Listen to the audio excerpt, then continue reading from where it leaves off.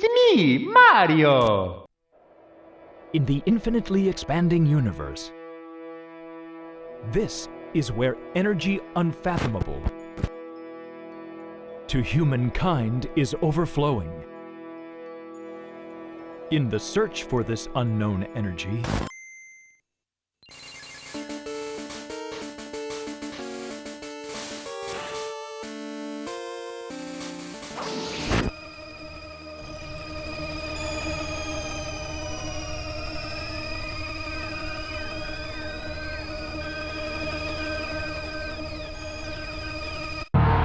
Hey, you. You're finally awake.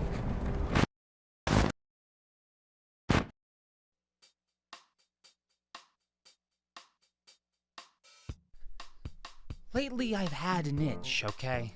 I've had this almost insatiable desire to play older games. Classics I've missed out on. Interesting ones I had heard about from the town crier. Or ones that I never got to play because my brother wanted to know what happens when you put 2 discs inside of the PlayStation. Nothing! In fact, less things happen when you put 2 discs inside of the PlayStation. So I've been going back to experience everything that I apparently missed out on in my prepubescence or even pre-cum. So when I was scrolling through the Steam store and happened to lay my eyes on VALKIE 64, an action-adventure game inspired by its predecessors of the Nintendo 64 era, with low poly 3D graphics, non-linear progression, challenging dungeons and bosses, lots of side quests, and post-game content? All for $5.79, I thought to myself. Are you fucking kidding me? That's a steal. So with such positive Steam reviews, I surrendered my credit card information not only to Valve, but Multiglade, the developer and publisher of this game. Here we are 30 hours of gameplay later, and I think it's fair to say that I have done my thorough due diligence. I've experienced all of VALKIE 64. But what does that really mean, though? What is this game? I'll tell you, stop yelling. I had compiled all of my thoughts and feelings into this very convenient Word document, but I'm starting to doubt anybody's going to take the time to read that, so here I am instead to tell you about my experience in this even more convenient format of whatever the hell this is. I think about the $5 I spent on this game and all of the other games that were on sale for $5 when I purchased it. And I know those games aren't normally $5, but of course when you're going to spend money on something, you're gonna look at the comparable options. Now, before we go much further here, I do want to mention that after the first time I played this game, it was updated, and besides some general bug fixes, there was parrying and sprinting added to the game as well. I don't really want to go into too much detail about those yet, though, so we'll talk about them a little later when they come back up. For now, let's talk about VALKIE 64's renowned story.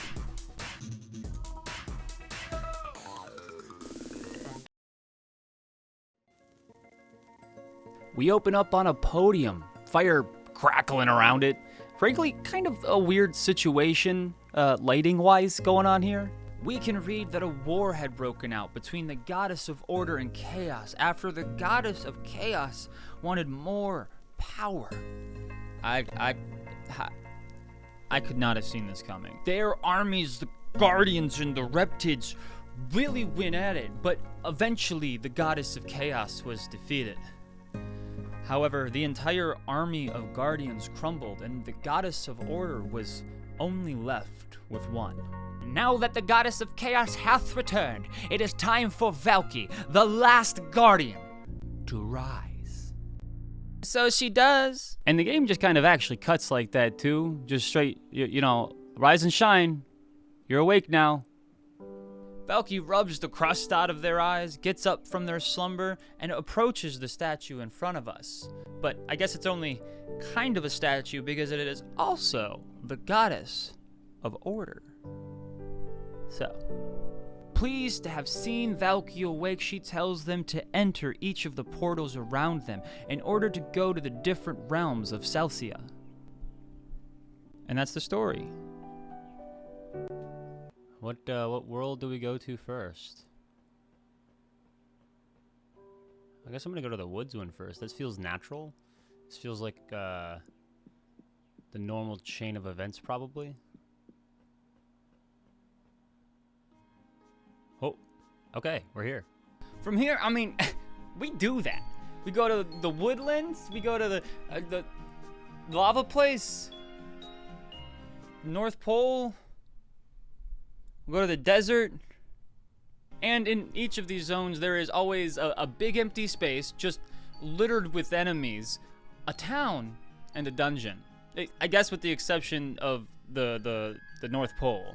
There is only one house in this entire area, so they take more of a King of the Hill approach, where the family living there must host a Hunger Games style tournament to decide who gets to take shelter from the harsh and desolate winters. With all of these, characters around, they're bound to have some things for me to do, right? Now, these are side quests, absolutely. That is their function in the game. However, I hesitate to call them quests, because they're more like tasks that you have to do. The majority of these quests can be summed up as, hey, go get me my thing. And I guess that wouldn't be so much a problem if they were more interesting at all. One of the first quests given is someone asking you to recover their fish that they lost, and we have to walk back through this big empty space trying to find the fish. When we get there, we must apprehend the fish, and by that I mean swim over it. How do you lose a fish? As underwhelming as these tasks are, maybe it wouldn't be such a big deal. Maybe I could forgive that if I didn't have to walk so far through nothing. Go find your son? Okay. Let me walk over here, all the way up this spiral mountain, kill this one enemy, and then make my way all the way back to you. Oh, you want a hammer and some wood to build a pier into this pond? Okay, let me wander around the entire map to see if I can find that for you. Oh, there's nothing anywhere. Silly me for wasting my time. I just bought a house in one, and there's another quest later where you are just giving the house away. You can't even do anything with the house. It's empty on the inside. This house sucks. This is all just stuff to do. They're errands, not quests. This is stuff that your mom tells you to do. And she's like, hey, make sure you do that. And you're like, well, I was gonna do it until you told me to, Mom. I guess I would say there was one that wasn't like that. In the lava area, as you're wandering into town, there's a lava person kind of huddled in the corner, so I went to investigate. I killed the enemies on the way there for no other reason than they were in my way. Imagine my surprise when I get to the person and they start thanking me for saving them. I wasn't even trying to do that. I did a whole quest without blinking an eye. You want to see me do it again? Huh? Do you? Do you? Do you? You could argue that having this guy here is filling the empty space with something, but I didn't even realize I was doing the activity until it was over. It's like, oops, accidentally did my taxes. It feels like you're forced through these long plains for no other reason than to make the tasks feel like you're doing something. If you didn't have to walk for 3 minutes, it would almost be like the tasks weren't even worth it to put in the game at all.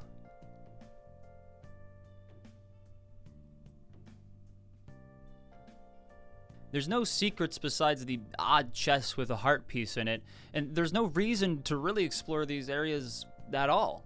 It's so painfully obvious that the only reason these maps are the way they are is to draw out the game, and because their obvious inspirations had maps like this.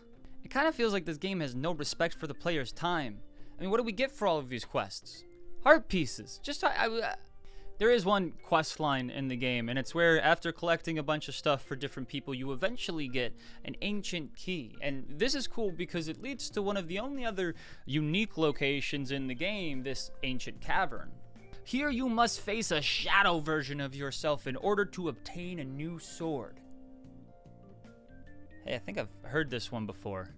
which is great, but my first time through, I accidentally found most of these quest items before I even needed them. Even if I do the quests correctly like I did in my follow-up playthroughs, all of these quests still are, I need a thing, go get me my thing. It doesn't matter that the thing ultimately leads to something. Why are we wasting so much time?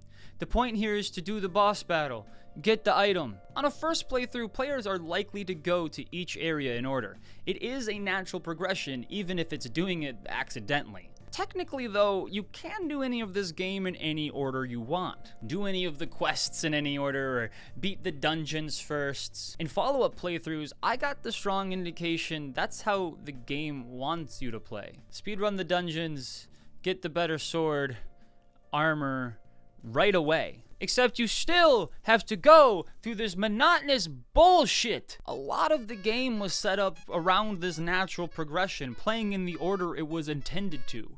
If you aren't doing that, then a lot of this leads to you just running around collecting items and doing the same thing over and over again just so you can get back to the boss battles. I just don't understand why everything in this game takes so much time.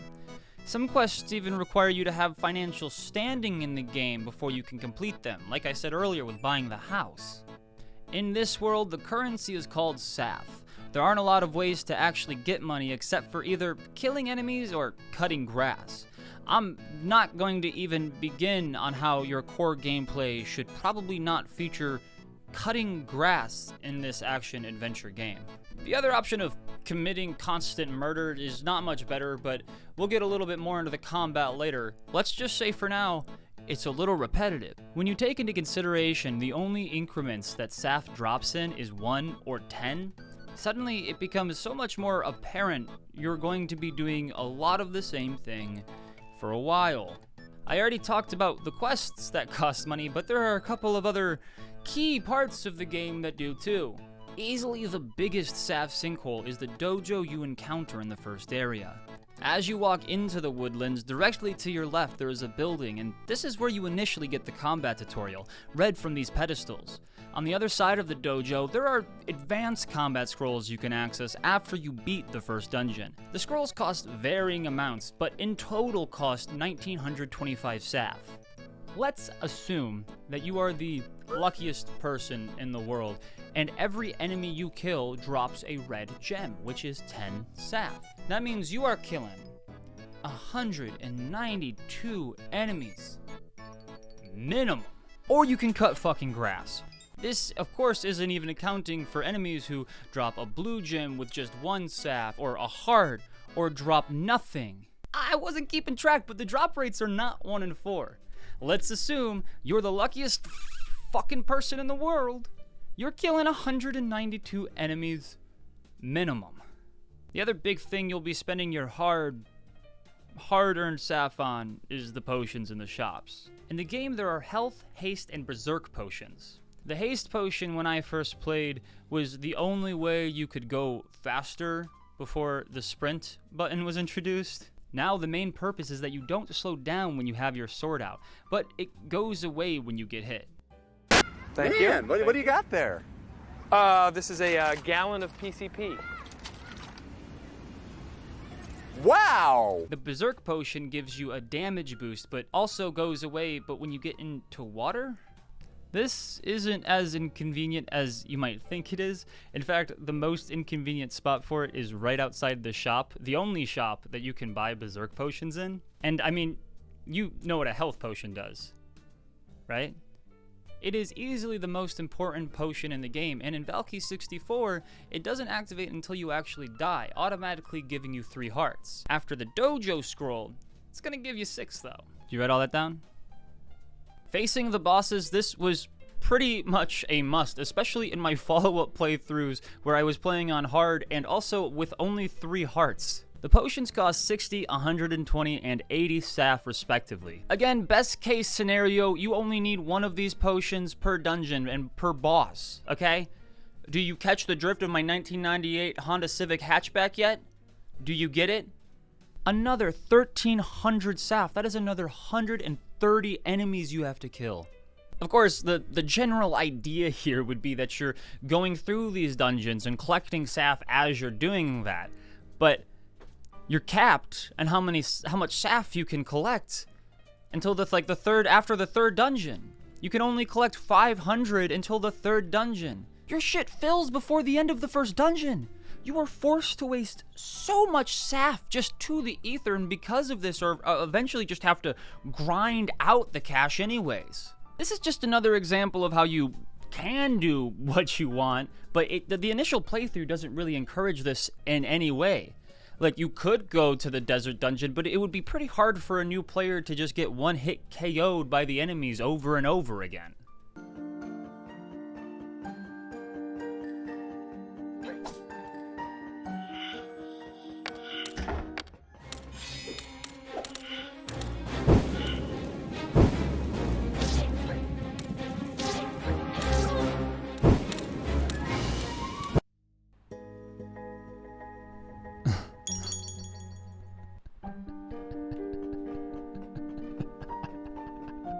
There's not really a ton to say about the dungeons either. Oh, no fall damage. Sick. In the different dungeons, you get your generalized armed lizardmen coming in the standard sword, spear, or bare hand method. Usually there is some sort of secondary enemy to fight that you'll see throughout, and navigating the dungeons is pretty straightforward. They all follow the same basic format where you have to collect a bronze, silver, and golden key, typically in that order. Honestly, for the most part, they follow the same dungeon design patterns too, where you just go in this big circle and then eventually end up back in front of the entrance. This time though, you have the key, so you get to use the convenient shortcuts that are here. These are never too short though, because they are littered with enemies, and some of the rooms will lock again, where you have to defeat them all before you can leave. The only outlier to this pattern is the ice dungeon, where you can actually go right or left to begin. You get the keys from the respective rooms and head through the middle. Once you're up in this part of the dungeon, you'll take a left and go to the boss key. The last part of this dungeon, I'm pretty sure, is intentionally annoying. Again, these shortcuts will never be too short. This one includes a room where you have to precariously slip on this ice while fighting enemies, and if you fall in, you'll take damage, which on a 3-heart run is just death. I had to do this part a few times, and it eventually just got to the point where I was parkouring past all the enemies. I would skip past any part I could on my follow-up playthroughs, and this part in particular I became especially familiar with because of the dungeon boss, but I'm getting ahead of myself. Easily the most interesting concept was in the desert dungeon. Here we had a rotating wall activate after you make your way to the back portion of the map and press this button. Once the walls start rotating, you have access to more of the dungeon. An interesting enough concept, until you have to play through the execution of it in this game. Once you have the walls rotating, the idea is that you make it to each side of the dungeon and have to go to the inner room to press another button and unlock a door on the outside of the walls. These doors lead to rooms that fork. Go through the door that isn't locked, make your way to another button. Hi, this is Editor Aiden, coming to let you know that you were actually wrong in this part, me. So here I am in Photoshop to just simply re-explain this. So we've already come up here to this button. We got these walls rotated. You come up here, the walls start rotating. From here, you can go down here and hit this button. Then what they want you to do is go into here. This is where the rooms fork. You go all the way down, and it's not actually another button you hit. You get the bronze key. Right here, though, is the silver door lock. This is the bronze door, so you can technically go either way once you actually hit that initial button, but either way, now what you have to do, whether you go back this way or you go over here and get the silver key first, now you have to go over to these rooms, however you want to do that. These rooms in the middle here, you can't actually get through, they're locked. It's still annoying because you have to go like back this direction, or you have to go fucking all the way like around here, right? Like it's I don't know. If you've already made your way to the center of the dungeon, then you know that the golden boss key is being held in a chest that can only be unlocked once 3 generals have been defeated. These outer rooms lead to 2 of the 3 generals, and the third one is in the room inside the rotating wall, just south of the room where you activated the button. If you die for any reason before getting the boss key, then you'll have to kill all 3 of the generals again. The button all the way at the top of the map layout also resets, and so you have to go press it again. You have to slog through these paths to make the wall rotate again, kill the enemies, and hit the buttons inside these inner rooms, and then back to the generals every time. Once you actually get to the boss key, it just becomes one room between you and the end. But why does it take so much time just to get to that point? Especially when you're trying to do these challenge runs. It is infuriating to be just trying to get through these stupid rooms, and every time they lock, or a lizardman just with a spear clips me. It is entirely possible that I was trying to go too fast when trying to get through these dungeons over and over again. But I just can't understand the idea of difficulty being set by how much patience you have. But we'll get to that. The bulk, the majority of... Look, here is a pie chart to help you understand how much of your time you're going to spend in combat during this game. This is everything. This is what the game revolves around, is the combat system, and it is not great. Combat ends up tedious very quickly, and especially before the update that added parrying. It was all hit, back up, hit, back up, hit. It pretty much centers around how fast you can dodge backward and for how long without going into a delusional state after having to focus on something so boring for such a long period of time. The dojo is where you initially learn about combat through a series of books on podiums, which honestly, maybe the worst way you can teach someone about a combat system is through a series of text-based instructions. It works functionally, sure, but is it engaging? Is it a very good way of describing things like, oh, I don't know, a damage system maybe? Through the books of words, you learn that there are two different kinds of attacks. Now, don't get too excited when I tell you what they are, okay? Are you ready? Vertical and horizontal. Huh? Both of these combo and damage with the same attack, but do not together at all. I pretty much used the vertical attack the entire time because it does more damage. The horizontal attack has a wider reach and it would be better for crowd control if the vertical attack didn't also hit most enemies anywhere in front of you, and it does more damage. I can definitely tell by how many hits some of the enemies take that it works. The combo system is real, but it feels so clunky. Since both combos are 3 swings, it must be something like times 1, 2, and 3 multipliers. We don't really get a sense of how much extra damage each one does, except for only vaguely over an arduous amount of time. How does this happen? I mean, genuinely, how does the centerpiece of your game, the mechanic connecting all of this mundane bullshit you're being forced to do, end up so totally tedious and pervasively uninteresting? With the addition of parrying in an update, combat did become a bit more engaging, but didn't really create any retention of interest. Yeah, you have some new moves, but do I really like doing the same things over and over again like this? Does this add to the combat system, or does it make it just a little bit quicker if you take the time to learn the mechanic? I mentioned the other scrolls in the dojo earlier, and with the first dungeon beat, you can now access them, and they can be pretty useful. Kind of. These sacred combat moves are things you can unlock, and no one can say otherwise. That is a fact. Among these scrolls are upgrades to your health and haste potions. Like I mentioned earlier, the health upgrade grants you 6 hearts instead of 3 when they deplete. The haste potion gives you a slight speed boost until hit by an enemy, and the upgrade means you won't lose the boost after getting hit. Maybe. The actual combat upgrades are the more expensive evasion and legendary combat scrolls. The evasion scroll makes your ability to evade a little bit quicker. The legendary combat scroll grants the power of a new combo move. Wow, it's like a whole different game. I see the extra movement here, but is that an upgrade? Is that what you're considering an upgrade? There just doesn't really seem to be any balance or reasoning behind any of these decisions. Examples of ideas that were just never really thought out more. I guess maybe I'm just frustrated about having to kill 70 plus enemies for this one scroll, and the reward was fine. I mean, easily the best one was the health potion upgrade that gave you the 6 hearts instead of 3 when you die, especially when you're trying to do boss battles. So there you are, in front of the boss room. Golden key in hand, a sense of accomplishment absent from your mind. What's beyond those doors? I think the best way to talk about this is to just go through each of the fights one at a time, because they're all really their own things.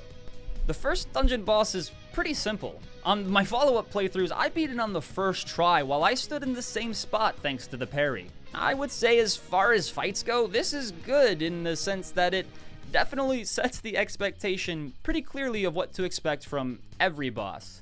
This room is pretty open compared to the other ones, but you have to be careful about these 2 spiked pucks. Do you see them? Besides that, though, I mean, you're just bashing this dude with your sword and parrying when he tries to hit you, or backing up. In the lava boss fight, you have to beat the shit out of an enemy with your sword. It is a spider this time, and partway through the fight, it will summon its spider babies to support it in combat. Die for the cause, my children! There's a lot more shit you have to watch out for as fireballs fly between these 2 lava pits at either side of the room. While you're moving around the room, you have to navigate around these fire-breathing holes. I can see that the boss is it's a different shape, and I mean, it's got different animations than the last one, but this shit's exactly the same. You changed the setting and how the boss looks when it attacks you, but this doesn't change how I'm playing the game. It's just a new skin. I mean, the ice fight was kind of confusing for me as a player. For the first time, we see innovation in the combat system. With the attacks the ghost guy uses, you have to constantly be moving around the stage and watching out for shooting fireballs out of the ground. In this fight, I feel like having obstacles that can damage you makes more sense because this boss encourages movement. You're not constantly locked into the boss, just trying to dodge when you jump into these hazards. The first and second boss, I pretty much just locked into one spot or area, so I didn't have to deal with the hazards, and at that point, just could have made the fight happen in a really small room. Would have been the same fight for me. At the same time, though, this boss is one of the most infuriating and unbalanced fights. One of the attacks the ghost uses is a fireball of some kind or whatever. Because the fire that circles around the boss, the one that goes around the room, and the one that gets shot at you are all the same color, it can be eye-straining trying to see where the fireballs are until they get closer to you. Fortunately, John Ghost over here really gives himself away when stretching its arms out. The worst part is every time you hit him, he teleports backwards. Sometimes it's 5 feet, sometimes it's across the entire arena, and sometimes it's right on top of you. The boss just appears inside of you and inflicts pain, and there is just nothing you can do about it. The vases around the edge of the arena have the same heart drop rate as the rest of the game, so sometimes you just get nothing. Ghosty lands on top of you, you take some damage, and so you run over to a vase, you smack it, no heart. These kinds of design choices may give the feeling of difficulty and challenge, but really, they're just thoughtless and RNG. Now, you're forced to constantly keep your distance to wait for him to get closer and shoot the fireball. If you get too close, your window for dodging is very short. Ultimately, this boss boils down to the same as the other bosses. Each action just takes a lot longer when you have to run back in after dodging out of the way. I'm not going to waste too much of your time here. The most interesting part of this boss was its gross Cthulhu design. You hit him, and you dodge, and you parry in a small space. Uh-oh, be careful, there's a ledge. You might fall. Ah, whoa. Before we move on to the final dungeon, I just want to put here, it was a weird design choice for all of these that after you beat the boss, you have to backtrack through the entire dungeon. I don't know, is that just me? Is that not weird? It feels weird. The final dungeon is certainly a divergence to what we've seen so far. I mean, while the other ones seem to have given any sort of a shit, this one does not. Previously we had, I'll say it, somewhat well-designed, if not redundant, dungeons. This one's just 4 big rooms. You just kill a bunch of enemies and that's it? That's not fun. It's not interesting either, and I genuinely don't understand the lack of what feels like any care that should have gone into this final dungeon. What's worse is if you die to the boss, you only get a shortcut halfway through, which means you have to fight through the last 2 rooms with the enemies that take the longest to the hardest enemies. Finishing this game felt like I was trying to catch up on work. It felt like I was being a responsible person for playing it because I wanted to make this video, but playing this game was work. Once you push past all of those enemies, you're met with the Goddess of Chaos. Now, finally, I can show my prowess as the VALKIE 64. A lot of it is just doing what you have been doing. You just gotta be a lot quicker now. The attack pattern of Chaos was widely varied for sure. She had this Firestar attack that was a pain in my ass. At one point, she shot a bubble out of her like Mew and Mewtwo from Pokemon Mewtwo Strikes Back 1998. She'll bash you with her scepter. I land the final strike on the Goddess of Chaos, and we watch as she fucking explodes. The castle begins to crumble and it falls to the land. The Goddess of Chaos had been defeated. VALKIE watches as the small woodland village gets crushed by the Goddess of Chaos's castle.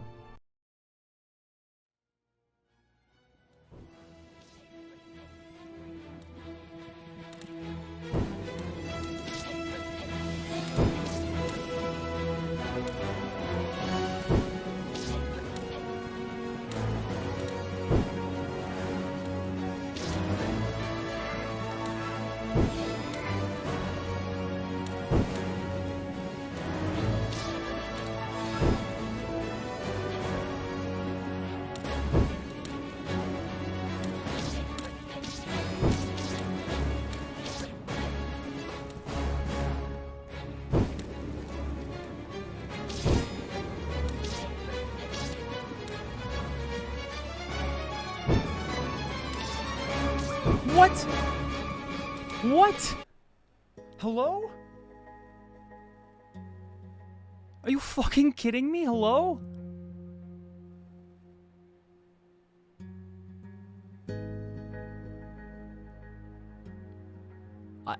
What? Okay, so that's the game. Now let's really get into it.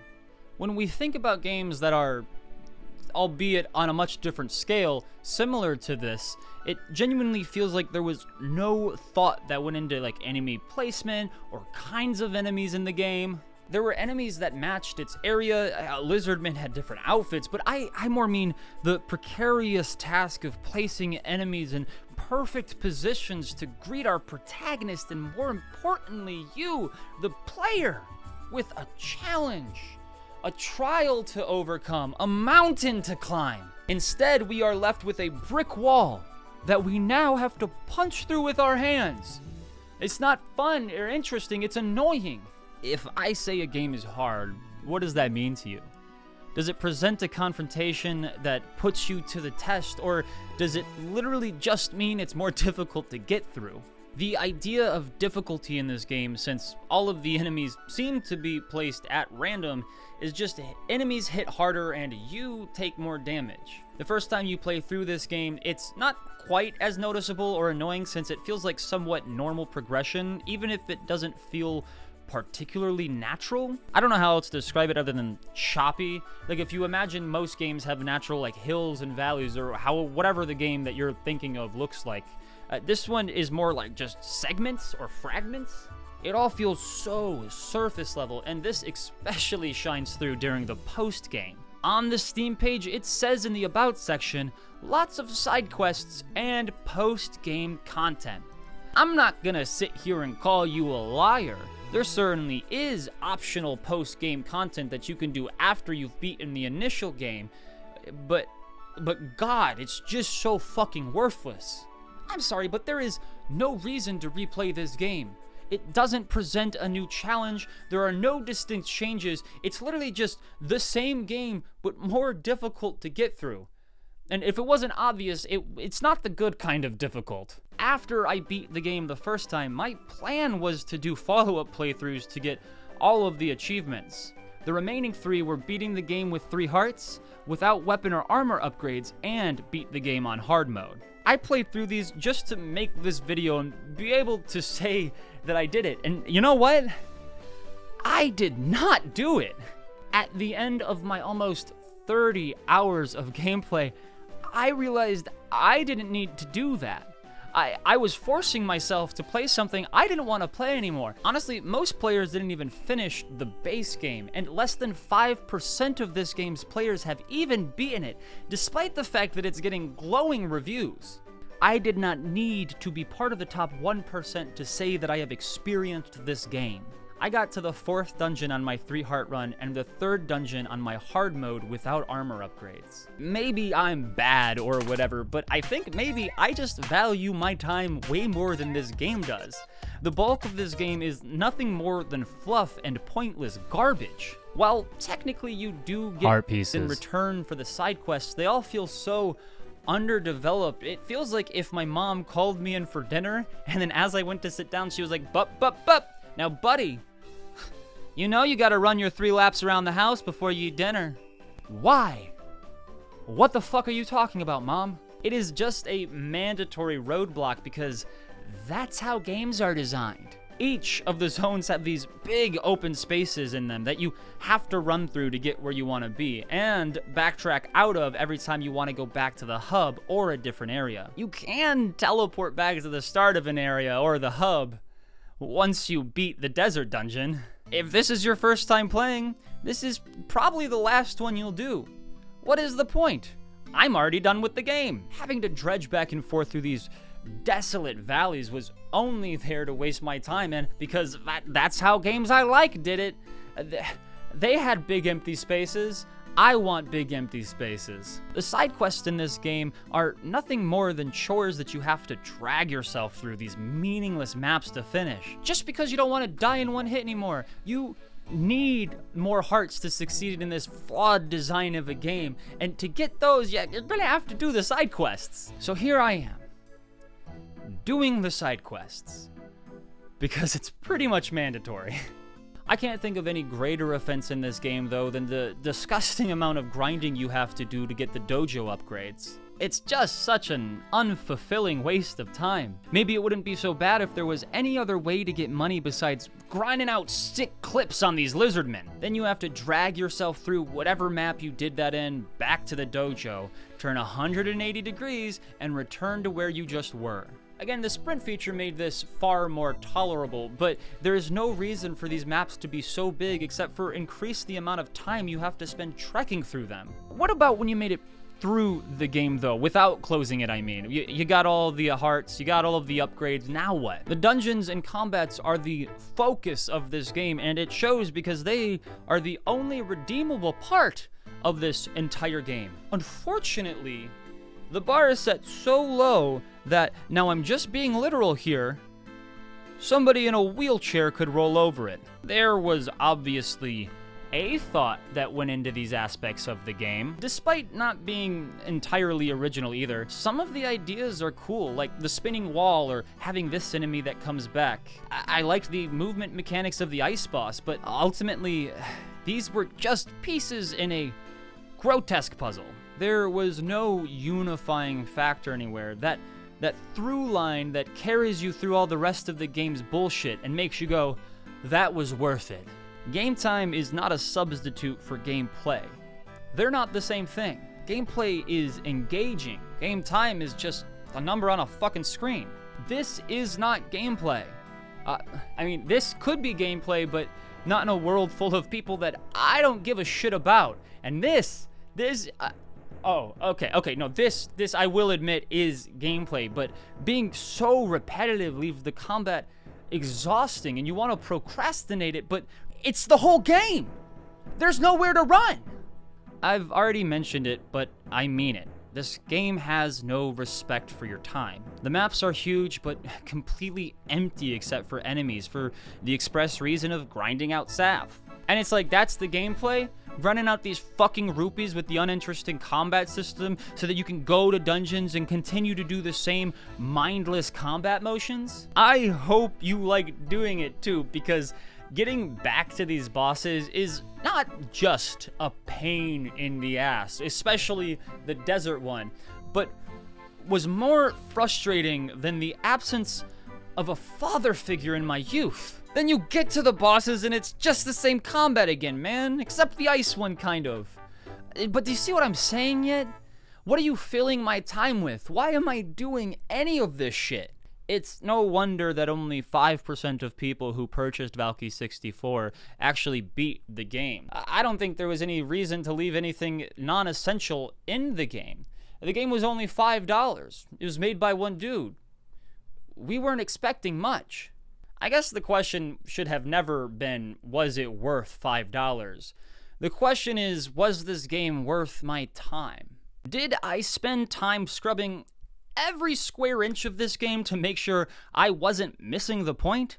Yeah, I did. There are brief moments of good that shine through in this project. Most of the time, it's doing the same actions to the beat of your head pounding from how many times you've had to fight the same enemies to get back to the boss. When you do get to the bosses, you're left feeling like the fights are designed just to throw a bunch of shit at you. They're not thought out combat set pieces, and none of them really change how you have to approach the enemy. Even when the combat was slightly changed in the ice boss fight, there were too many times where the change wasn't accounted for enough to make it feel like a fair fight all the time. It landed on top of me, the fireballs randomly appeared, and I want to support the creativity and branching out, but it needs to be more thought out. Honestly, that just describes so much of this game, is it needed to be more thought out.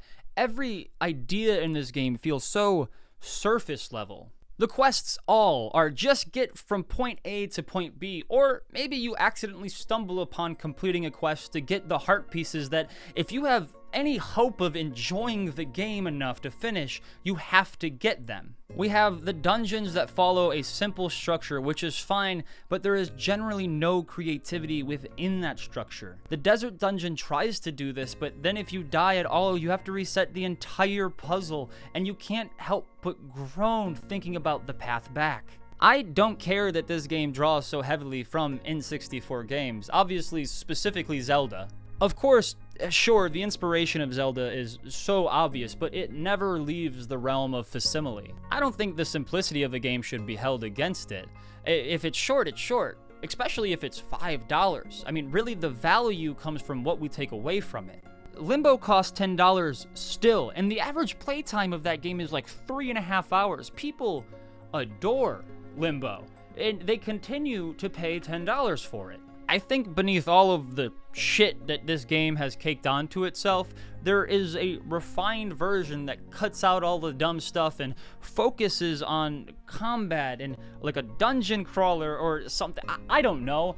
It's your idea, Malte. You figure it out. You figure out how to make a good game. I'm just telling you why I didn't like this one. So when I look around at all of the games that currently cost $5, it's not about the fact they are $5 or are AAA games or have tons of content. It's I spent that much money on tons of AAA games and still have felt like I didn't get my $5 worth. Credit where credit is deserved. Making a game is not just an indie developer, but a single person is hard. Even making a game as an indie developer with a team is hard. Making games is a hard thing to do. Unfortunately, making a good one is even harder. Hello everyone, thanks so much for watching all of that and making it to the end. If you are here, be a pal and do one of the interactions for me. Like, comment, subscribe if you really feel compelled to. If you want to see more, here's some links on the screen or just check out the channel. Anyways, I'm gonna get back to making my next banger. Thanks again, everyone.